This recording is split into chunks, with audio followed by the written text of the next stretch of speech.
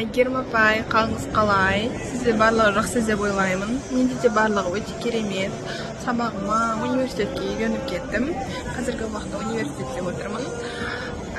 Сізді мұғалімдер күнімен, ұстаздар күнімен шын жүректен құттықтаймын. Сізге, отбасыңызға бақыт пен береке, жұмысыңызға табыс тілеймін. Сізді қатты жақсы көремін. Әрқашан күлімдеп жүре беріңіз. Әйгерім апай, мерекеңізбен. Сізге тек қана сәттілік тілеймін, сіз біздің жүрегіміздесіз. Саламатсыз ба, Әйгерім апай, мен сізге келіп жеткен ұстаздар күнімен шын жүректен құттықтаймын. Мен сіздің жұмысыңызға табыс тілеймін және деніңізге саулық тілеймін. Мен сізді қатты жақсы көремін және қатты сағындым.